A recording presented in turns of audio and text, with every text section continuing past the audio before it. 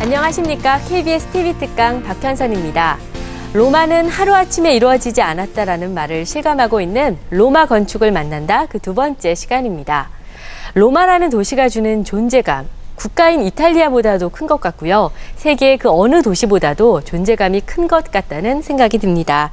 오늘도 이탈리아 공인 건축사이자 로마 문화 전문가이신 정태남 박사님 모시고 로마 건축에 관한 존재감 있는 이야기 들어보려고 합니다. 오늘은 콜로세움에 관한 이야기 들려주신다고 하거든요. 힘찬 박수로 강연 청해 듣겠습니다. 2800여 년의 역사, 장화 모양의 이탈리아, 그리고 수도 로마. 영원한 제국의 도시 로마는 도시 전체를 박물관이라 부를 정도로 거대한 유적의 도시다.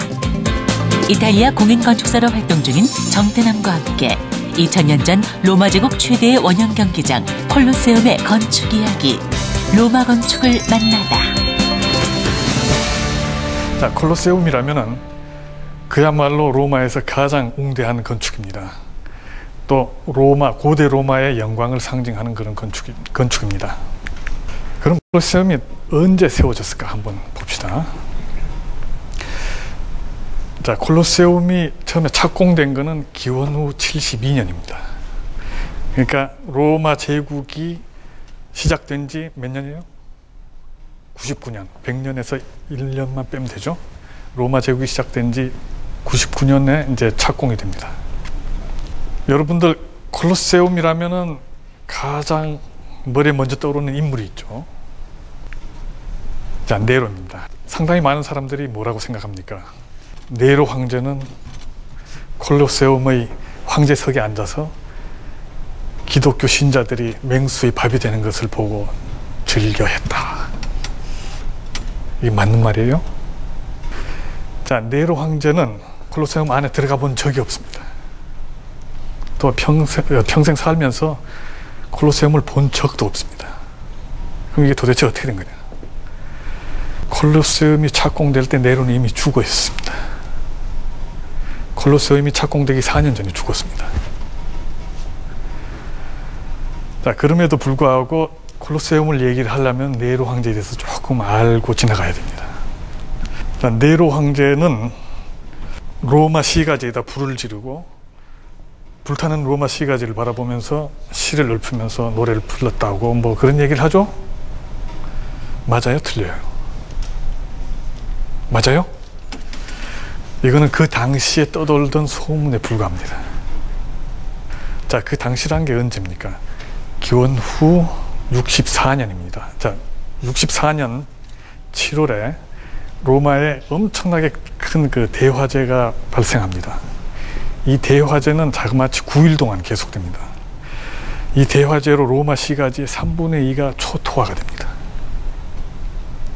이 로마에서 불이 났을 때 네로 황제는 어디 있었는가 하니 로마시에서 한 50km 정도 떨어진 안티움이라는 도시에 있습니다. 해변 도시예요. 거기에 이제 네로 황제의 별장이 있었습니다. 네로 황제는 여기서 이제 로마가 불길에 휩싸였다는 소식을 듣고 그대로 마차를 타고 달려갑니다. 로마에 도착하자마자 황제 신분인데도 불구하고 불길 속에 뛰어들어서 사람들을 구해내고 그럽니다.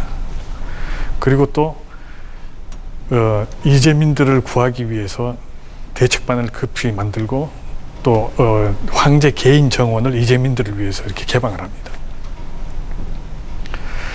여러분들이 알고 있는 그 네로하고 지금 제가 말하는 네로하고 상당히 다르죠. 그죠? 사실 역사에서 네로 황제는 상당히 많이 왜곡되어 있습니다. 근데 이제 네로가 한 가지 결정적인 실수를 합니다. 이게 뭐냐 하면은 이 로마 대화제 때 네로 황제가 또 어떤 일을 당했는가 하니 자기가 살던 궁전도 불타 없어졌습니다. 그러니까 네로 자신도 어떻게 돼요? 이재민이 됐어요. 그죠? 그래서 새로운 궁전이 필요했죠. 그죠? 근데 이 새로운 궁전을 짓는데 이 규모를 너무 크게 잡았습니다. 이 새로운 궁전의 이름이 도무스 아우레아인데 일단 그 우리말로 번역하자면은 황금궁전입니다. 황금궁전. 그리고 이 황금궁전에 딸린 그 녹지대는 엄청 넓었습니다. 대략 아마 저 빨간 줄로 친 저 정도가 되지 않을까 제가 이제 짐작을 하고 있습니다. 그러니까 로마 시의 중심을 거의 차지하는 그런 녹지대였습니다. 이 새로운 궁전을 짓는데 문제는 이 공사가 상당히 빨리 진척이 된 겁니다. 그러니까 이 서민들이 뭐라 그래요? 아, 이게 자기 궁전을 지으려고 로마에 불지른 게 아니냐, 이런 또 의혹을 충분히 살 수 있었겠죠. 자, 네로의 황금 궁전을 잠깐 봅시다. 이게 이제 위에 있는 게 평면도인데요. 이게 길이가 대략 한 200m쯤 됩니다. 길이가요, 좌우로.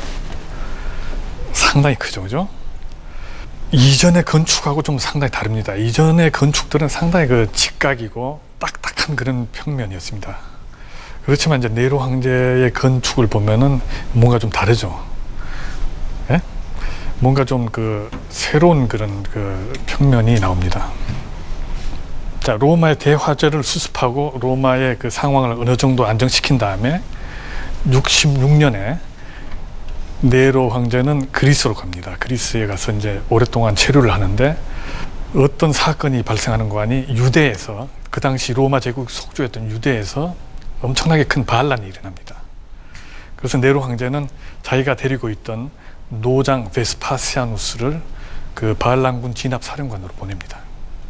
근데 그러는 사이에 또 로마에서 로마 정세가 좀 불안정하다는 소식을 듣고는 로마로 또 갑니다. 근데 로마에 갔는데 이제 문제가 뭔가 하니, 히스파니아, 지금의 스페인이죠. 스페인 총독이 중심이 된 반대파들이 쿠데타를 일으킵니다. 근데 이 쿠데타를 결국 막지 못해요. 그래서 68년에 30살 간 넘은 그 나이에 결국 자살을 하게 됩니다. 자, 네로가 죽은 다음에 로마의 정세는 완전히 엉망진창이 됐습니다. 1년 반 사이에 황제가 4명이나 나옵니다. 그러니까 서로 황제가 되면 또 죽이고, 또 황제가 되면 또 죽이고, 이런 상황이었습니다. 자, 이런 혼란한 정세를 이제 완전히 안정시킨 사람이 누군가 하니, 유대에서 진군해온 베스파시아누스였습니다. 베스파시아누스는 유대에서 자기 아들 티투스에게 예루살렘 공략을 맡겨놓고 로마에 와서 이제 황제가 됩니다. 그리고 그 후에 티투스가 이제 예루살렘을 완전히 공략한 다음에 수많은 유대인 포로들을 데리고 로마에 들어옵니다. 로마의 이제 새로운 실권자가 된 티투스 황제는 네로 황제가 백성들의 원성을 사고 있었다는 것을 알았기 때문에 네로가 세웠던 황금 궁전을 전부 헐어버립니다. 궁전 터 안에 있던 인공 호수 자리에 엄청나게 큰 새로운 원형 경기장 또는 원형 극장을 세우기로 합니다. 이리하여 엄청난 원형 극장이 세워지게 됩니다. 근데 그 당시에 이걸 갖다가 콜로세움이라고 불렀던 건 아닙니다. 콜로세움이라고 부른 거는 사실 중세 때예요. 근데 왜 콜로세움이라고 불렀는가 하니, 자, 보시다시피 콜로세움 앞에 뭐가 있습니까? 하나의 동상이 있죠? 그죠? 저 동상의 높이가 한 35m쯤 됩니다. 이게 네로 황제의 동상이었습니다. 이 네로 황제의 동상을 뭐라고 불렀는가 하니 콜로수스라고 불렀습니다. 콜로수스 옆에 있다고 해가지고 이제 콜로세움이라고 이름을 붙인 것 같습니다. 자, 그러면 당시 이름은 뭐였을까? 이 베스파시아누스 황제의 가문 이름이 플라비우스였습니다. 그래서 이 원형극장을 어떻게 이름을 붙였는가 하니 암피테아트룸 플라비움이라고 불렀습니다. 이 암피가 무슨 뜻인가 하니 양쪽의 또는 쌍, 이런 말입니다. 쌍, 저 쌍권총 할 때 이런 쌍. 테아트룸이 뭐냐 하면은 극장이란 뜻이죠. 그죠? 영어의 시어터죠. 그죠? 근데 원래 뜻은 뭔가 하니 보는 곳이란 뜻입니다. 근데 그리스 말에서 온 겁니다. 그리스 말로는 테아트론 그러는데 이게 로마화 돼가지고 테아트룸이 됩니다. 근데 그 당시에 그 테아트룸이 뭔가 하니 반원형 극장을 말합니다. 자, 로마에 그 당시에 반원형 극장이 있었는데 어떻게 생겼는가 하면 이렇게 생겼습니다.